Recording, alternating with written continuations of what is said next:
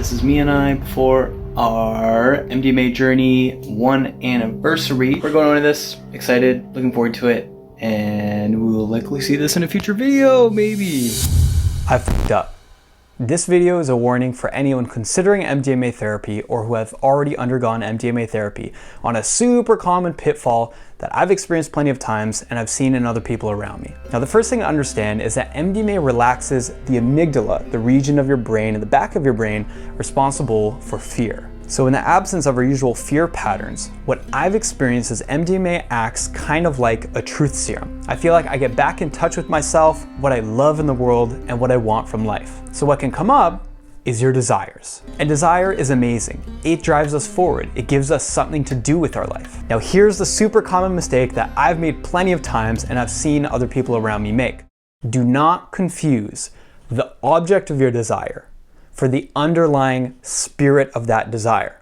For example, let's say it happens to come up for you in an MDMA ceremony that you really want to own a Lamborghini. Now, instead of going out right away, going into debt to be able to own a Lamborghini, you want to ask yourself, okay, what is the underlying feeling tone behind this desire? Maybe what it is for you is significance. You desire to feel significant, to feel important in the eyes of, say, your family, your friends, or society. Now, that's really valuable to know because there could be other ways to achieve a sense of importance and significance in the eyes of your family and friends, and maybe it could also point to other underlying beliefs around your sense of worthiness and self-love that could be very healing for you. Another example, maybe you get the insight, I want to quit my job right now. I hate my job. I don't want to work there anymore. I want to go do something else. Now, before you go and quit your job and do something that might create unnecessary turmoil in your life, you want to ask yourself, why do you want to do that? Why do you desire that? And the answer might be that you're overwhelmed at work. Maybe you said yes to things that you really want to say no to.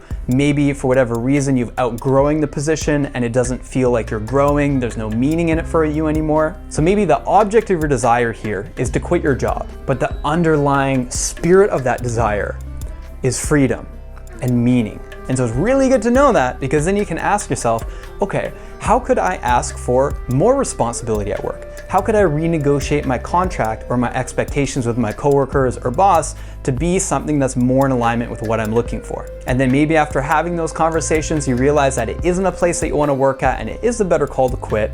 Then you'll know that you did what you could to try to make it work without creating unnecessary chaos in your life. The third example now is something personal. You might have seen my video, MDMA Got Me a Girlfriend. While it's a funny title, it's kind of true because we had an MDMA ceremony together. This is me and I before our MDMA journey. We have our bedroom here. It's nice and clean. We got a cool light going over there. We also have a little speaker.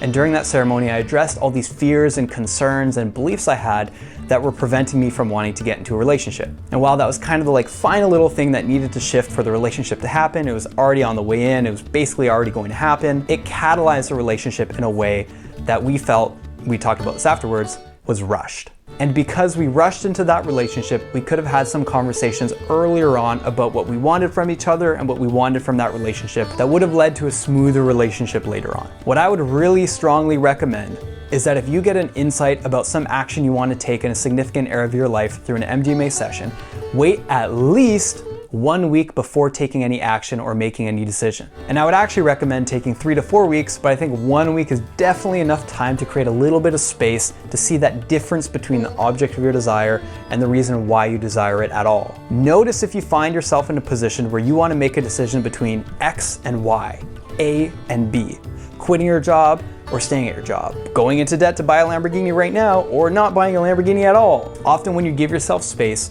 what will come to mind are third or fourth or fifth options. And these options are often ones that will create less unnecessary turmoil in your life, even if it still would have been moving in the right direction. Remember, slow is smooth and smooth is fast. If you enjoyed this video, please subscribe, check out the video MDMA Got Me a Girlfriend if you want, and I'll see you guys in the next one.